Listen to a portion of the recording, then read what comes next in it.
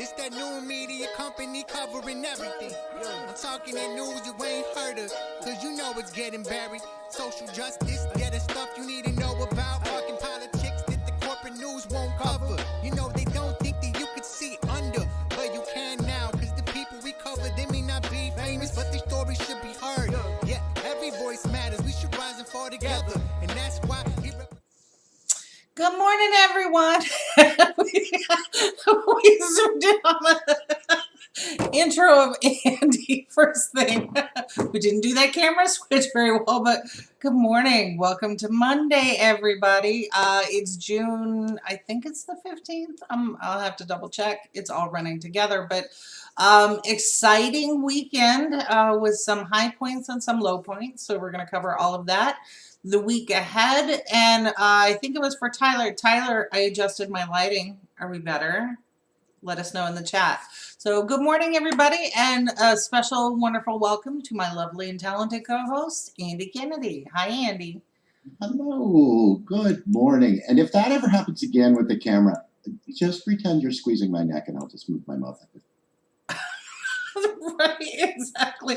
Well, it's one of those things where it's voice activated. So I didn't say anything for a while because you were talking and talking and talking. So it was on you. It's never happened before. It's like almost every day now. So what's going on with you, Andy?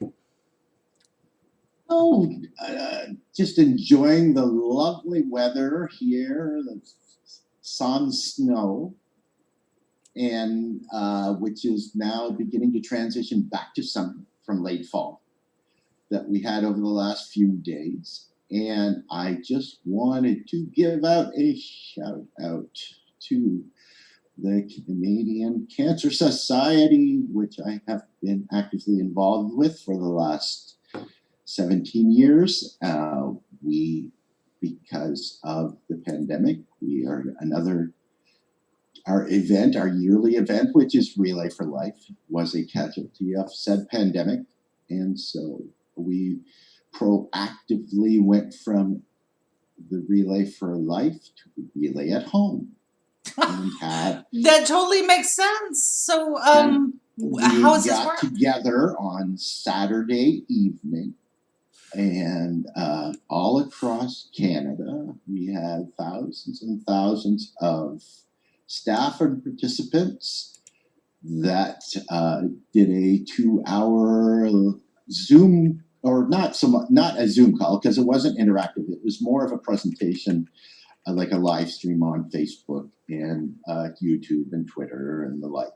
And basically just sat back and watched the show that was interspersed with different presentations by members of the head office of the Cancer Society and different well-recognized Canadian musical artists that were singing songs, and we were. You had Justin Bieber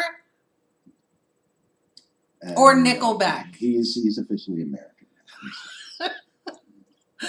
We lost that trade delegation. you guys, you made a choice. It's your own fault. How do you like that? Yeah, can we trade for Nickelback, please? I actually like Nickelback. I don't know why they have become the whipping post for bands. I mean, I have not purchased any of their music, but if it comes on, I'm like, yeah, this is all right. Listen, you know what? You will not get pushback from me, and that is someone from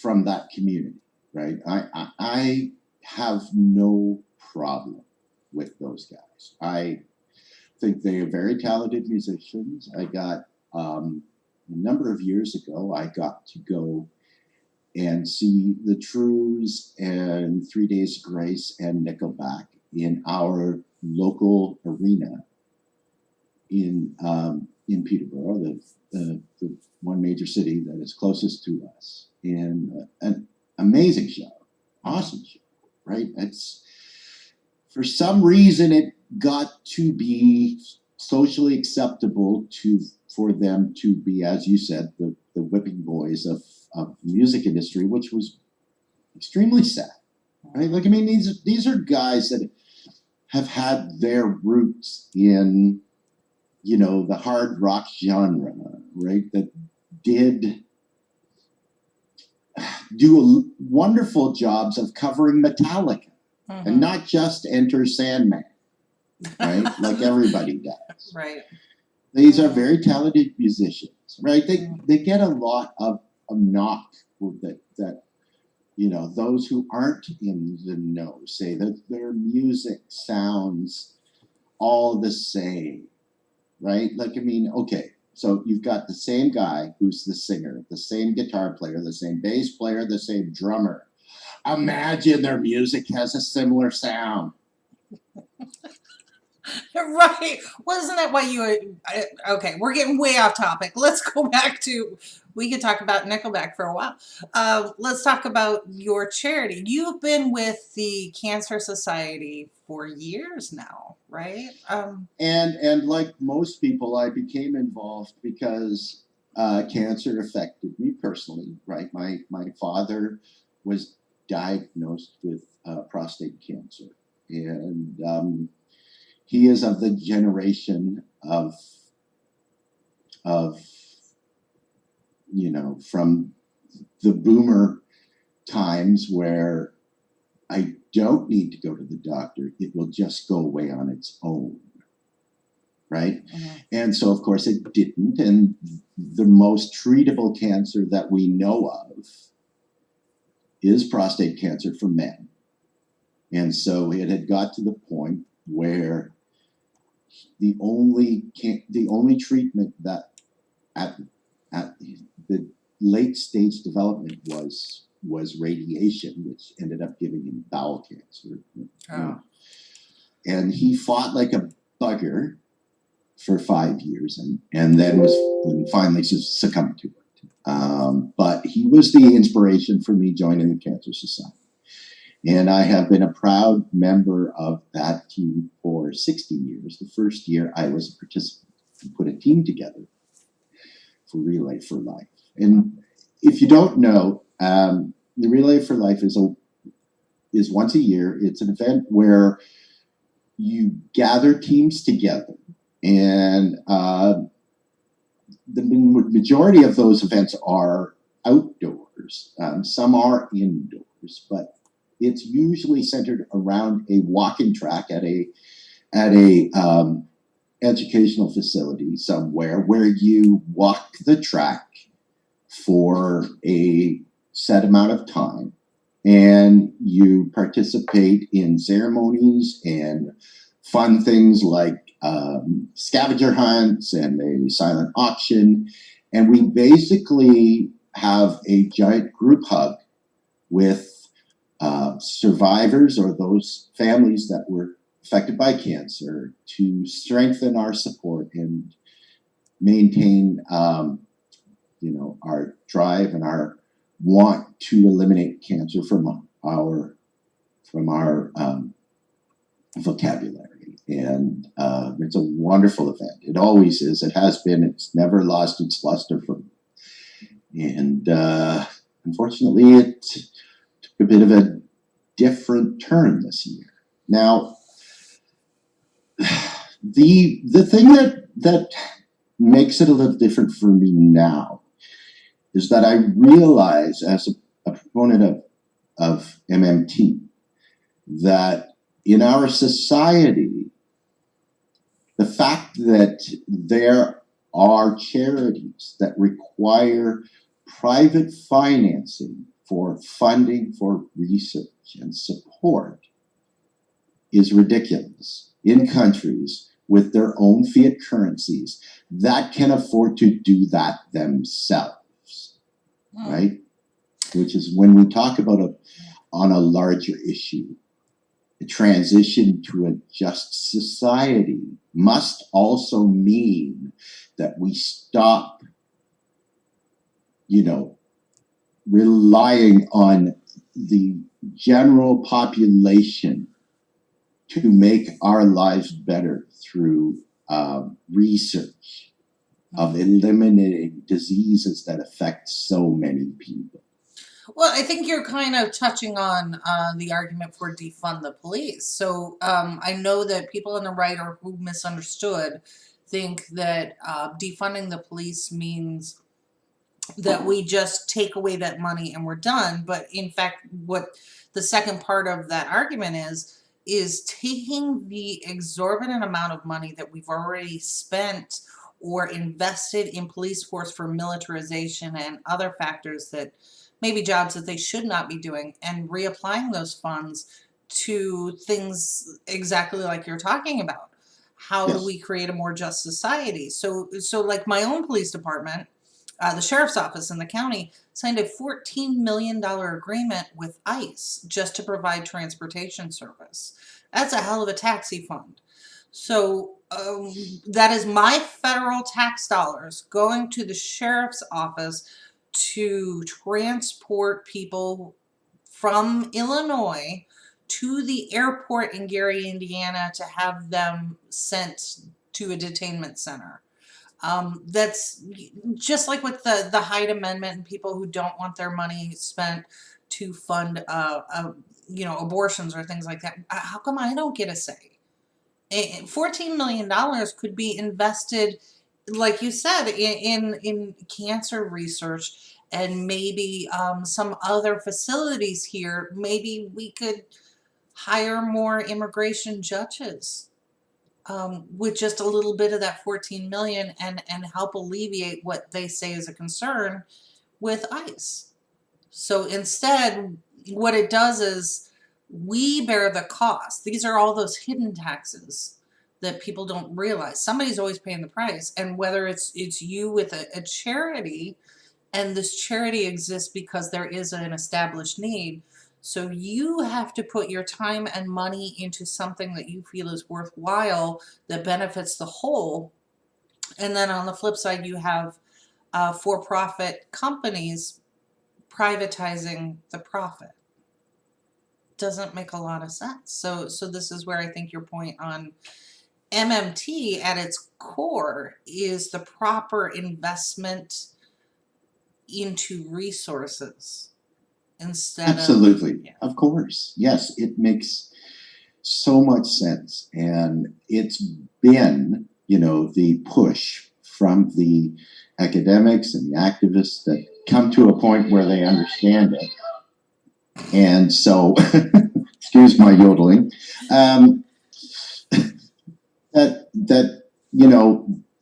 that by understanding macroeconomics in an MMT way, under an MMT lens, and stop it.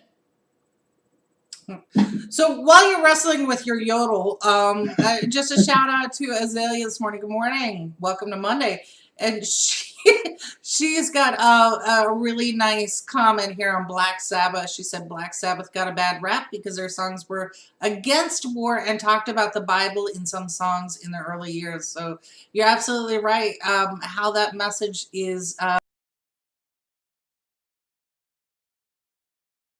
maybe that's a sign, but how that message is characterized actually determines public perception. So marketing, but yeah, so to get back to Andy's point on MMT, yeah, everyone screams socialism, but we don't do that when it comes to like your 401k and it's an investment. It's us as a country making a conscious decision to invest in those things that have a much higher return than the privatization of profit.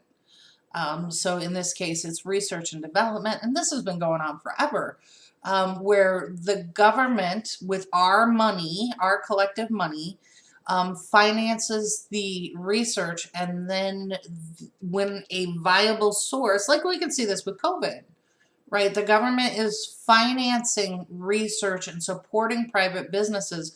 Guaranteed, when they find something that's going to be effective in the treatment, that company is going to privatize all of those profits. And we're not going to see it. So they assume that the benefit we see is through the production of this medication or treatment, which, while true, now I have to pay again to get access to that treatment. and that just doesn't make a whole lot of sense, right? So are they paying us back for their investment? They're not right now, and in fact, And it also is totally relevant with what is happening today, because it ensures that only the right people in society get that benefit. Right? It's the people that can afford it mhm. that get that benefit, and that is typically, a certain color of person, right? Well, Certain, not just certain color, but economics. Like I am not the right person because I'm not at that income bracket. So one story came out this weekend. There was a gentleman who had survived COVID, and he was handed a bill from his hospital, 181 pages, totaling $1.2 million in charges after insurance. So this is his shared cost, is $1 million for the treatment of his COVID. So congratulations, you lived. Now you are going to be forever in debt and no way for you to build out of this. So I recall politicians talking about not only would your testing be free, but your treatment be free. So what happened to this guy? Right? And yes, absolutely. That reminds me of the old joke where the guy gets the bill and says, "Oh, is this your phone number?" He says, "No, that's the amount. Our phone number only has 10 digits." that's exactly, yeah. So this is part of that whole conversation from charities to businesses, which leads now into some more news that came out on Friday and Saturday. Um, Steve Mnuchin, head of the Fed, who's distributing our public money through the Small Business Administration via private loans to businesses. This is supposed to be the Payroll Protection Act to help small businesses here maintain their payroll. So what we've seen is some of that money went to large publicly traded companies that should not have. We've seen some of those companies take that money and put it in stocks, which they're not supposed to. We've seen a number of small businesses who were qualified get shut out because the money wasn't available to them. The SBA says they have now processed 4 million applications, with a couple million still in the works, but they are refusing to release new information about who that money went to. And I can't help but feel like it's because we already caught them doing wrong before, giving the money to companies that were not qualified to have it. And now they're citing that it's protected information, so that if I as a small business owner applied for it, then I would not be publicly outed because my competition could then use that against me. However, it's still public money. So where do we draw the line here? I mean, he's And saying it's private. this also goes against my number one rule, which is never trust an individual who doesn't have enough vowels in his name. Well, that's exactly right. And I want to put up this commentary from hold on, the Public Citizen. Public Citizen is a watchdog group here, and so they actually talked about it, and they build this really nice case through their tweet thread. So for those who happen to be listening, Steve Mnuchin is now flat out refusing to disclose the businesses receiving, and there's a whole lot of zeros in there, in the bailout, claiming the info is confidential. 4.5 million businesses received government funds, zero transparency, and then they end it with unconscionable jaw-dropping corruption. So if you go out to look at Public Citizen, they've got this really nice thread on that. And my question then is, I went out to the SBA because the SBA is a government entity as well. So my question was, can I FOIA that information? And for those who aren't familiar, Freedom of Information Act. So a government entity from your local all the way up, you fill out a FOIA, and you have to be very specific in the information you're requesting, and then they have 7 days to return that information to you. So my first thought was, well, can I not fill out a FOIA and request this information directly from the SBA? And when you go on their site, if it's SBA business and operations, yes, you can. But then there's this little tiny clause down there that says, unless the information pertains to a private business. So they've got this on their website, and I'm still like, no, because they were taking public money. They do not get that expectation of privacy.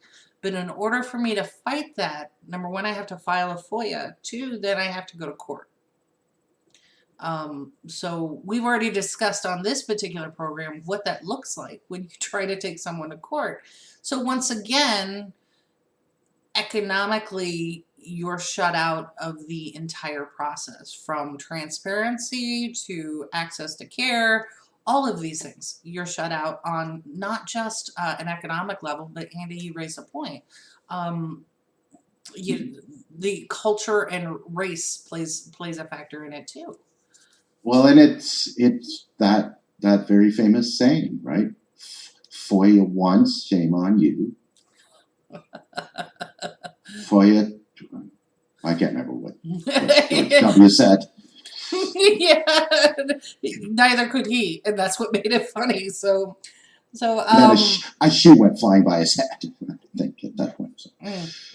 Yeah. So one of the comments that came in is, main problem was using the wrong bank. Chase Bank only wanted to help their larger clients. Well, that's true. So one of the banking, we were making a conscious decision here at Progressive Insider to live our progressive model. And one of the banks that we looked at was Amalgamated Bank.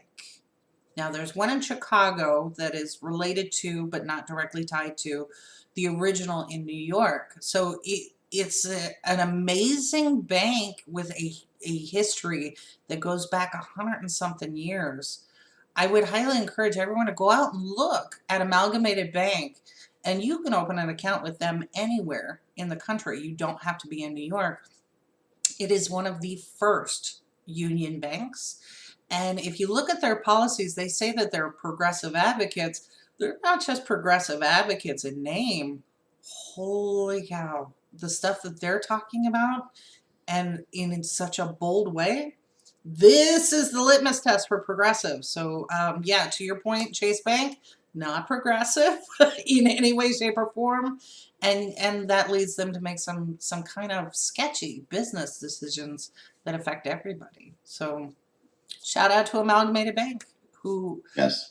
yeah. There's a lot of our MMT cohorts are also putting forth the notion of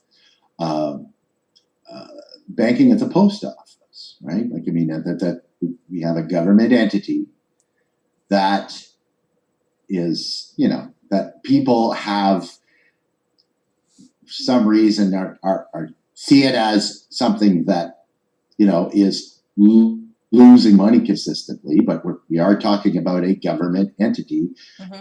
That if you understand MMT, you realize that a government entity that loses money is good for the public, is public surplus, right? Mm-hmm. Well, if they have all of these outlets in all of these small towns all over the United States and Canada, why not do banking through them? Especially for the unbanked, right? Because there are so many fees. And I remember having this, to this day, I still have this conversation with my son where he was getting fees and fine, and he gets a $12 fee every month just for having this relationship. And he's like, wait, aren't they collecting interest off my money? Yes, and they're making money off you too. This is why you should be at a credit union, not necessarily a big bank. So I want to transition slightly.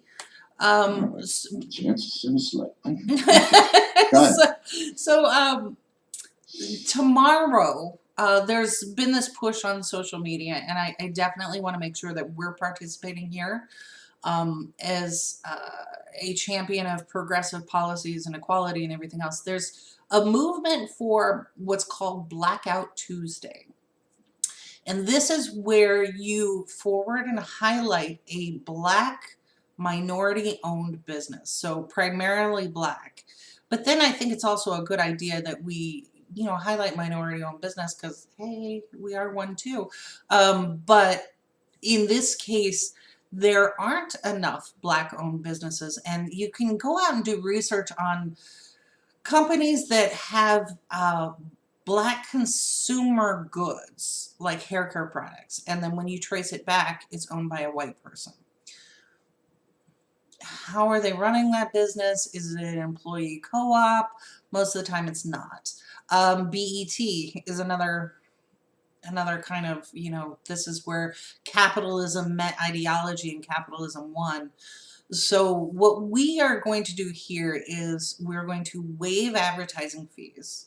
And if you have a recommendation, or you yourself are a Black person who owns a business or service, we would be happy to champion and advertise your service across our network, because I feel very strongly that we need to level the playing field, and we will do that for the foreseeable future. So we will, send it in. And honestly, I don't care what you sell. I don't care what your service is. If you want to advertise it, I mean, no nudity, please, but in your ad, we'll help advertise that, because we want to make sure that all of our small business owners have a level playing field, and we're more than happy to champion that here. So remember Blackout Tuesday, and just elevate, because what we're seeing now is the trendiness of Black Lives Matter has sort of died down, and people are trying to go back to their regular lives. Well, we can't go back. And this is one way, one small way that you can live the ideal that Black Lives Matter, in more than just, can we stop killing people? Can we not only give them equality, but help elevate them too? So I think that's important. And a reasonable question. You would think, how do you even push back on this? I don't, We're going to promote things that don't promote death. Well, that's a reasonable thing. Yeah, and I don't own stock in funeral homes, so maybe that it's a no-brainer. I invested heavily in a graveyard because people are just dying to get in. Oh, holy cow, we're getting a ton of comments in based on the Blackout Tuesday. So one of them is, there was a highlight series on Facebook on Black-owned restaurants in my city, and found out one of the most popular Black restaurants was actually owned by a white couple but had Black employees. Okay, so that bears a discussion, right?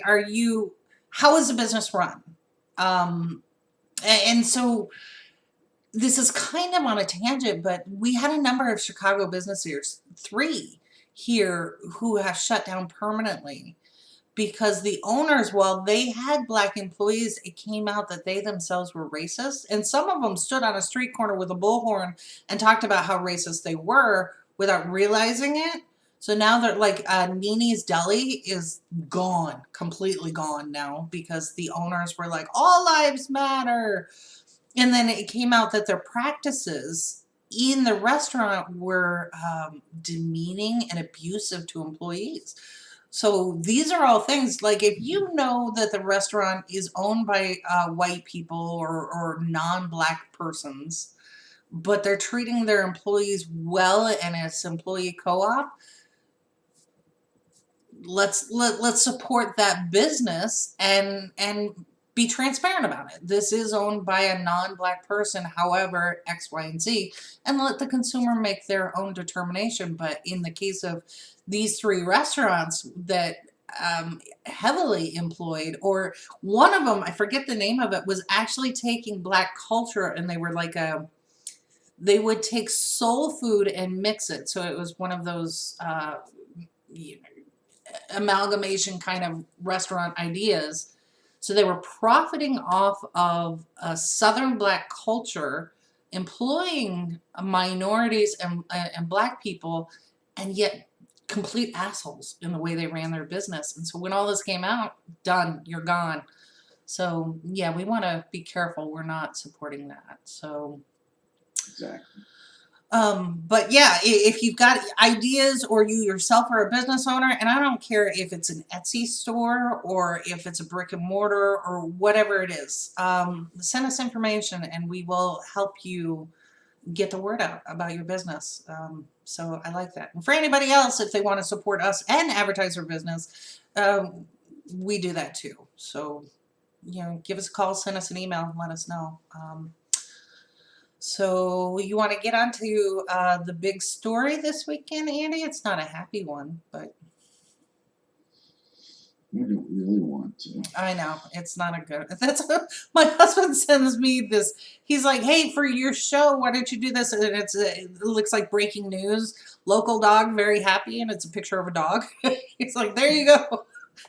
Like, yeah, we kind of have to reach into fake news now to get the happy stuff, but there was an incident in Atlanta in the Edgewood neighborhood. It's I don't want to say affluent as in inaccessible, but it's a nice neighborhood, a community neighborhood, primarily minority Black.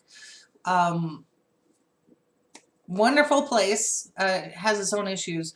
They were having Black Lives Matter type of rallies and things, and a group of gentlemen, they're still looking for these people, in a black pickup truck decided to go into the Edgewood neighborhood and indiscriminately start firing on people. So it's a drive-by. And the driver was described as a Caucasian man, got out and started shooting at people. 2 people died and another 5 are in critical condition. So no word is exactly on the age of the victims here. But what I found troubling was not only was this a drive-by with many witnesses, but the police themselves have released this description of the vehicle. It is a black extended cab pickup truck.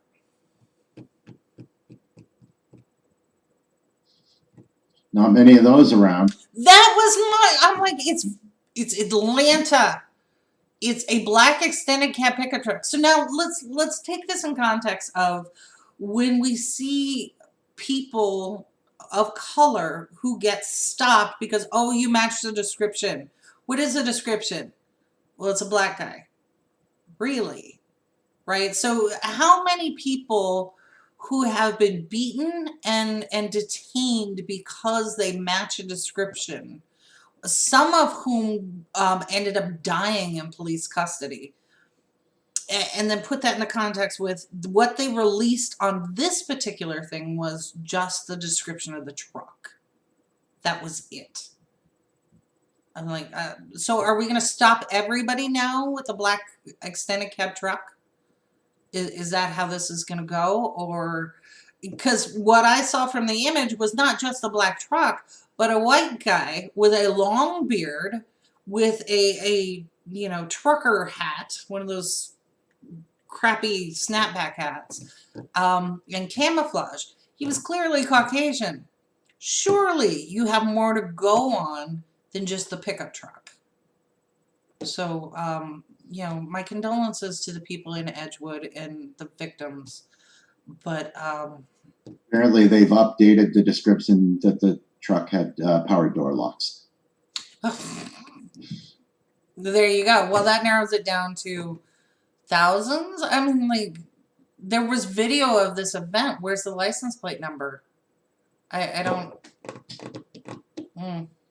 So I'm not sure how that happens. Then, and plus the other thing is you're leaving yourself susceptible to now conspiracy theories that run amok that make it possible that these could be off-duty police officers, right?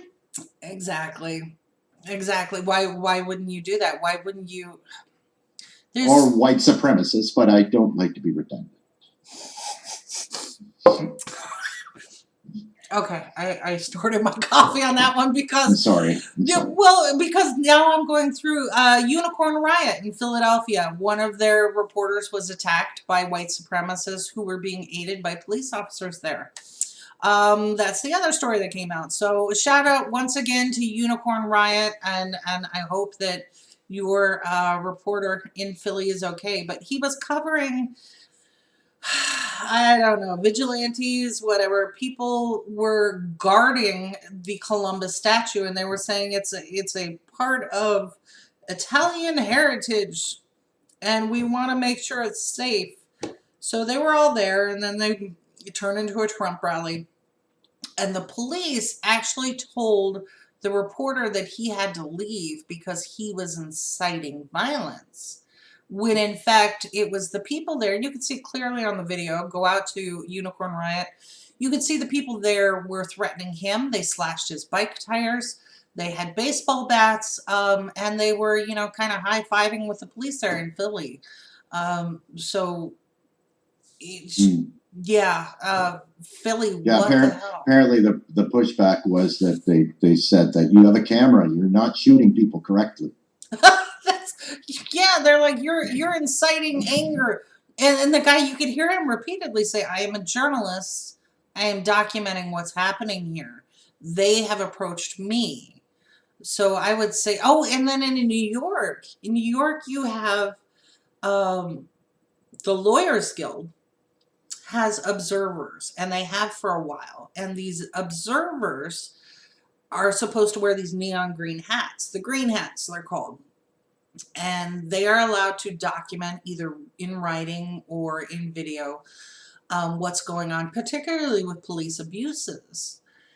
And we saw over the weekend, and beginning at the end of the week and over the weekend, that the police officers were targeting the green hats. And just Didn't see that coming. yeah. So the abuse of power from these officers. Right. So for those who don't understand why this is an issue, when we talk about Constitution and rights, framed in the Constitution is the First Amendment rights, and the group that is supposed to hold these rights up, and this is why they're nicknamed the fourth branch of government. We have three, but the fourth branch in nickname is journalism. Because this is the group that there is an actual ethical standard for journalists. I will say most corporate journalists have long since disbanded that, but particularly on the independent side, journalists are still adhering to that code of conduct and ethics. And their job is to document and tell the story.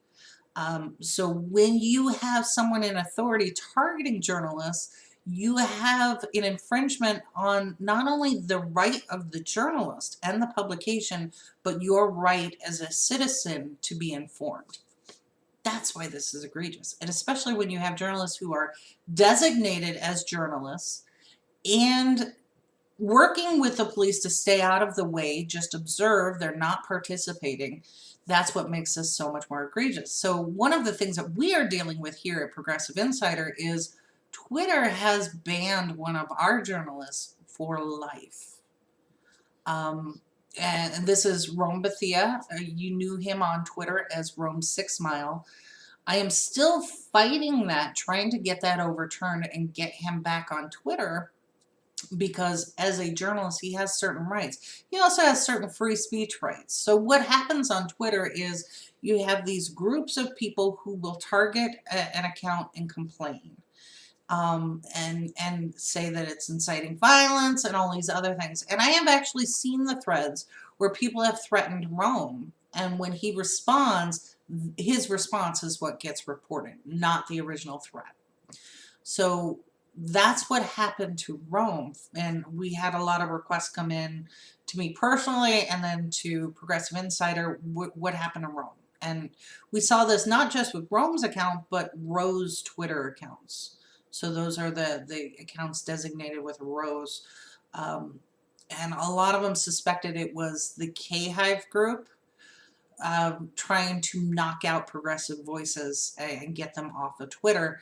So we're still trying to piece together what happened with Rome's account and why this decision was made, but it crosses the line. So it's not just police, it's the platforms that we use.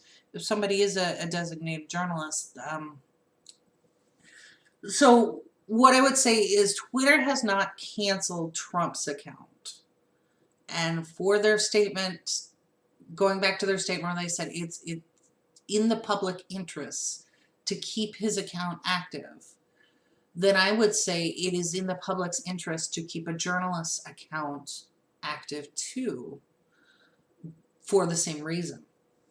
And this means Fox, this means InfoWars, this means CNN, MSNBC, and the independent journalists too. So Exactly.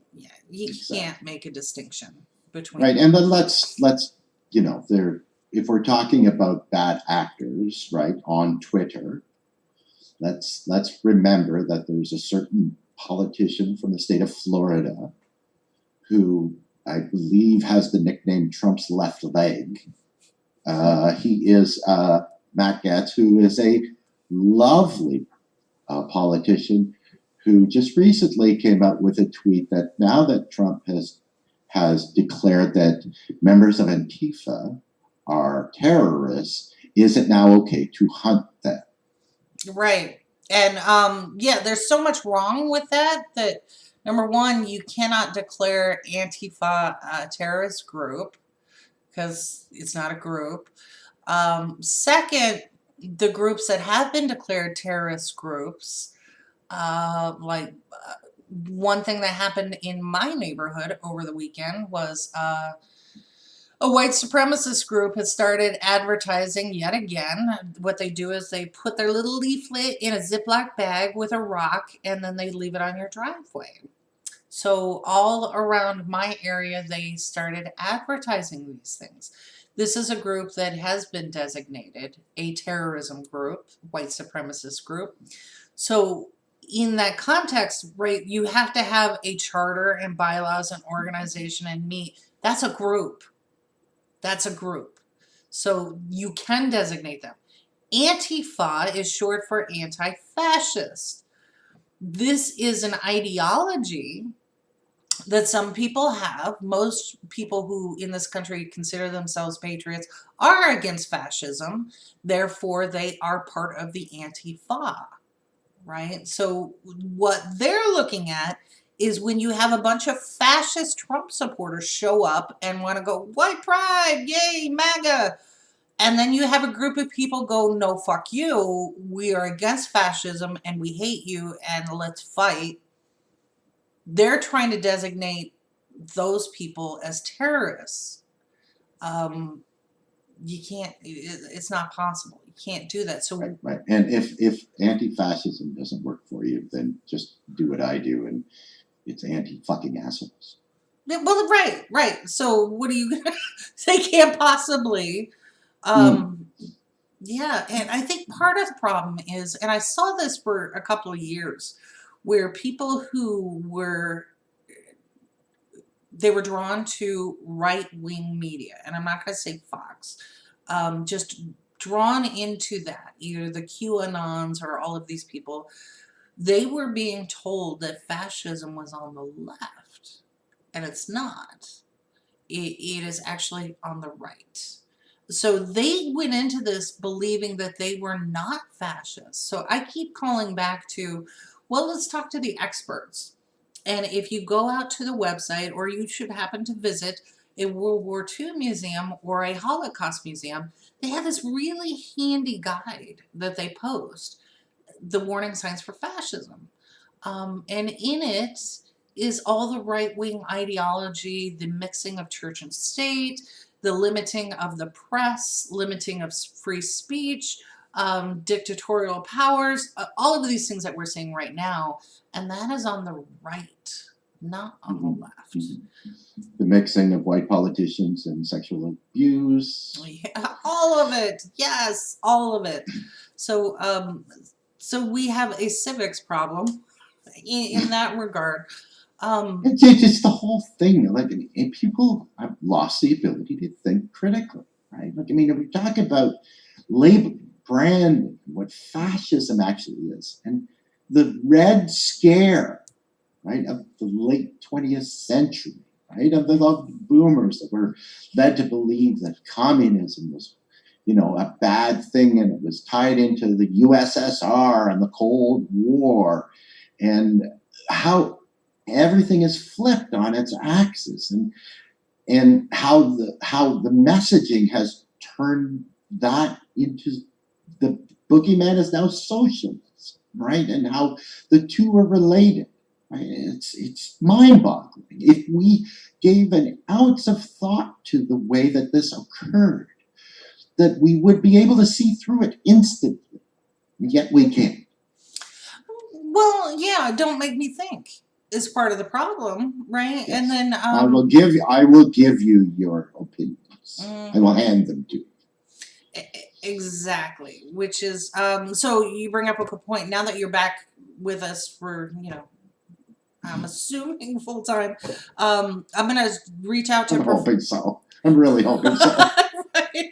I'm gonna reach out to Professor Donegal again in Maryland so we can get her on, because she's gonna go through some of this from that critical thinking and propaganda standpoint, and she's wicked funny. So I think she will be able to extrapolate the core information that we can use for ourselves, but then to help maybe family and friends who are stuck in what they heard one time in an effective messaging from right-wing media or irresponsible media, let's say that. Right. So right, and people have to remember that it's an opinion. You're allowed to change it. You don't have to keep it your whole life. A famous comedian once said that we know the expression opinions are like assholes, right? But where they differ is that your opinion should be examined on a daily basis. That's exactly. There is nothing wrong with taking new credible information and maybe changing your opinion or stepping back and consider it accordingly, right? So I just get so exasperated from people who are dug in a hard line. Your opinion and you as a person are not the same thing. Your personal value and worth is not necessarily tied to an opinion that is mutable. You can change. So let's take the country of Germany as a whole. Germany was the enemy of the world, and just the things that had happened there and the errors that had spread from them was horrific, and everybody hated Germany, and we took it out on Germany, and after the war we made them suffer. Germany today is vastly different than the Germany of 1937. Of course it is. Right. So there's an example of an ideology, a nation state, a personality that changed their opinion. And I find it remarkable that in Germany, the talk that we see openly from our politicians, from our police officers, from community members has been outlawed there for good reason. And yet we're seeing it here.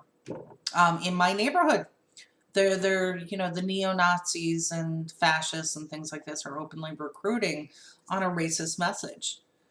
That's kind of a problem, I think, right? So this is where the anti-fascist movement steps up.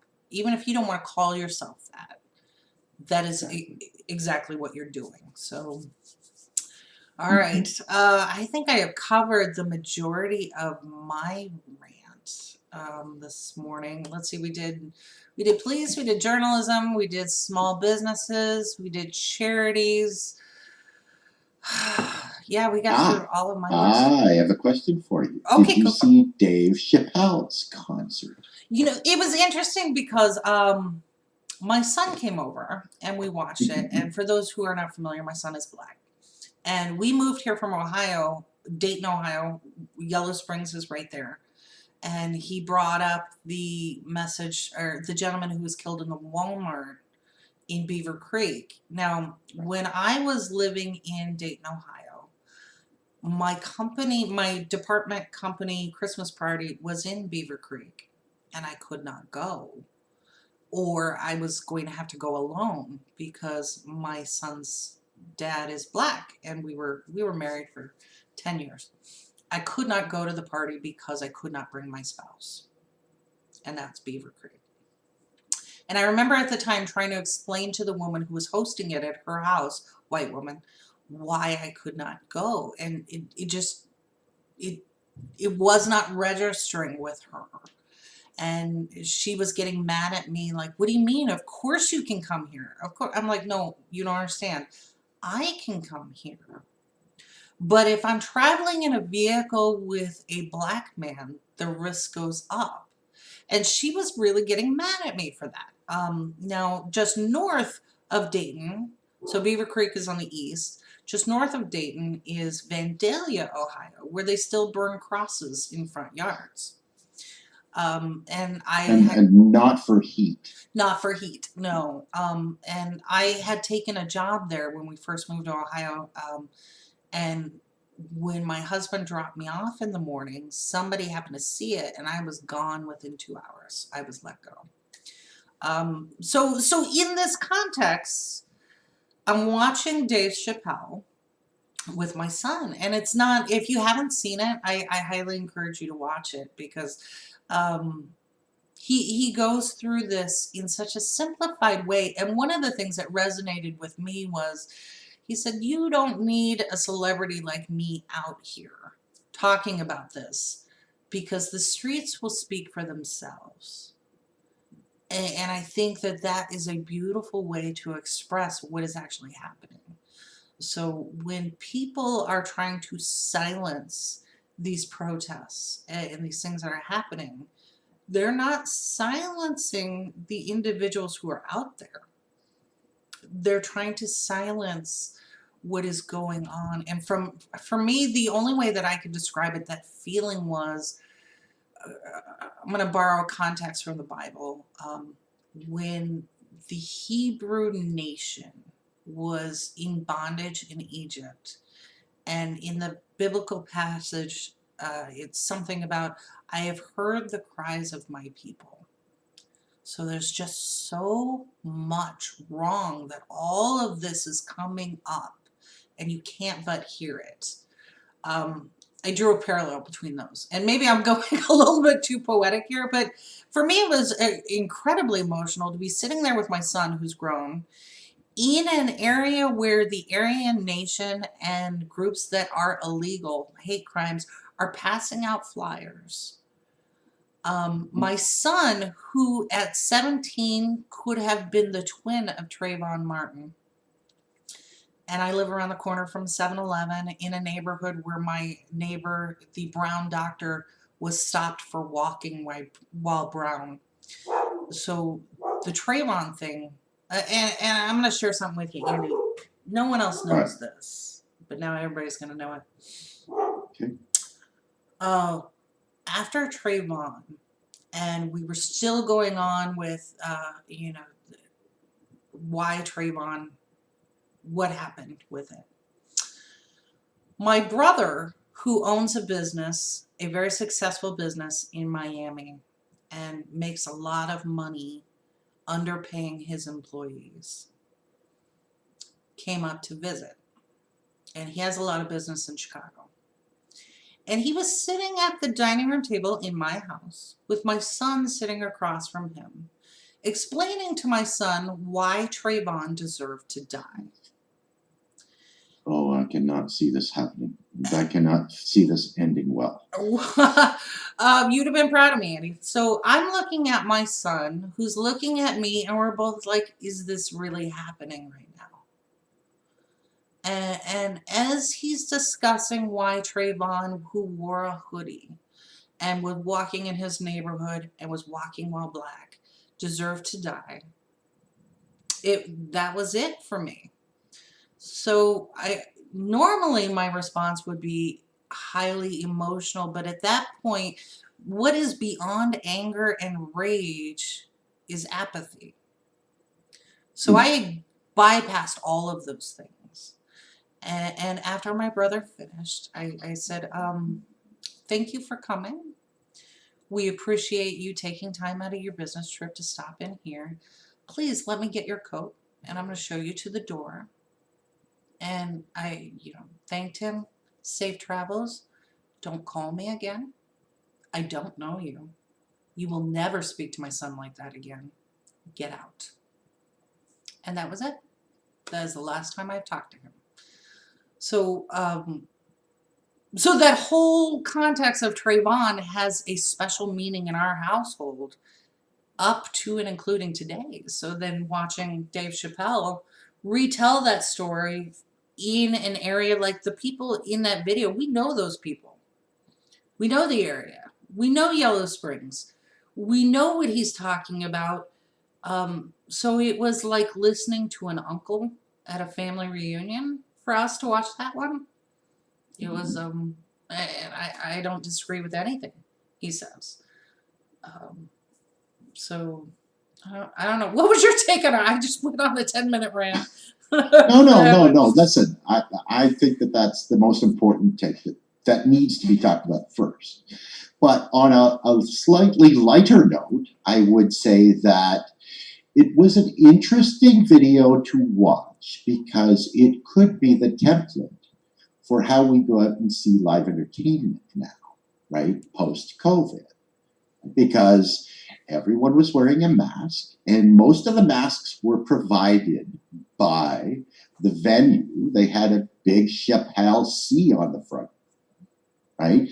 The chairs were scattered in the grass in a taped off section, 2 by 2, so you could come in groups of 2 and sit together, but you had to be at least 6 feet from all the people around you, right? So this had an interesting effect, right? You have masks muffling laughter at a comedy show. And you had such big spaces between people, completely opposite of how you would imagine sitting in an A380 Airbus while traveling from country to country like this, right? That now it is a very different audience response, right? It sounds like a lot less people are laughing because of the muffled sounds of a mask and the fact that there were less people there because there's only so many people you can put in a social distancing venue like this. So I found that fascinating, that may become the norm of gatherings of this nature, which is a little disconcerting for Canadians, which means that there won't be any events between November and April because it's just too damn cold to have a concert. Well, I live in Illinois, so I feel you on that one. But this is where creativity comes in, right? So here we have people losing their shit because churches aren't open. I'm like, but wait, churches are open. They're doing drive-in services. They're doing services in the parking lots. They're doing it just like Dave Chappelle did. What's wrong with your church and their lack of creativity? I don't understand that. So, you're right. We're going to have to do things a little bit differently. And like, just like we're doing here, where we're doing news and commentary and interviews and things. You can see my disheveled living room behind you, but then Ali Belshie's got the same thing, and all of these Laura Ingraham. Oh my God, you can see her faux kitchen, and you know what I mean. So Dave had a very interesting descriptor for Laura.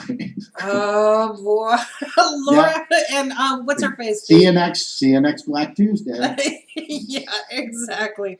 So yeah, good point. And if you haven't seen the Dave Chappelle thing, it's on YouTube. Netflix has released it on their YouTube, so go and watch it. It's for anyone who still is unsure of why there's a protest or what's going on. I mean, he's not mincing words at all. So no, I did wish he'd had a better lighter. He did spend a lot of time trying to light his cigarettes. I think somebody gave him a lighter that was one of those cheapo ones that you get use 10 times and then it doesn't work again. I assumed it was a prop. It was theatrics because you know that person who is talking and trying to do something, but it takes them longer to do it as a point of emphasis. I don't know. Yeah, maybe I was reading. And I agree with you. And I'm from that generation that you could smoke in bars, right? So if you were a musician, half of the song you had a lit cigar between the F and D string on your, or C, G string on your guitar that would just burn, right? More like a prop, right? Than anything you were going to smoke, right? Yeah, almost like the sage bundle, just in case. Sure. Yeah, Mm-hmm. yeah.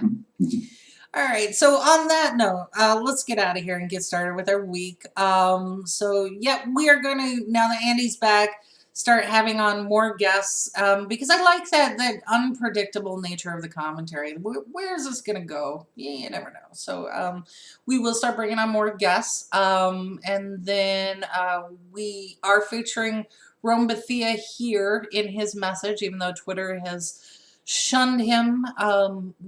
We do have some of his work that will be released later in the week. Still trying to get interviews with candidates. There is an election going on, especially we just released the one with Andrew Romanoff, who's running for Senate in Colorado. And you may be saying, well, I don't live in Colorado. This race affects you because he's running to flip a Senate seat. And what have we seen from Democrats, particularly the corporate-owned Democrats? They're saying, well, we can't really do anything because the Senate is owned by the Republicans. Here's a race. Okay? Excuse me. So his race is important. They're greedy motherfuckers. Oh, well, there's that. Sorry, I thought that's my inside voice. I'm sorry. We won't be monetizing this particular program, that's for sure. Yeah, so check out his website. You can phone bank for him. If you know anybody in the entire state of Colorado, turn them on to that race because he's running against Hickenlooper.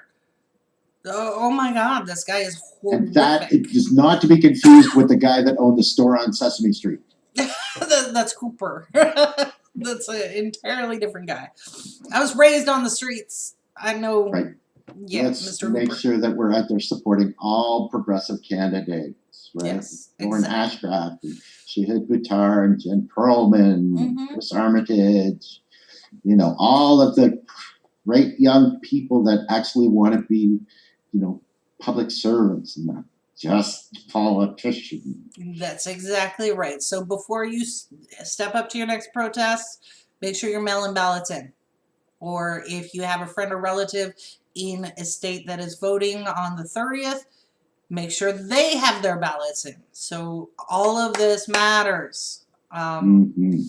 So that's all I got until Wednesday. But look, tomorrow we will be featuring on our Facebook, our Twitter, our website, a Black-owned business. And we were going to keep this up as long as we can. So, all right. Until we're all banned on Twitter. It's a badge of honor now. So, all right. It's like being blocked by an ear tendon. It's the same deal. Very true. So, okay, everybody, we're going to get out of here, and we'll see you back here bright and early on Wednesday. So have a good day. Take care.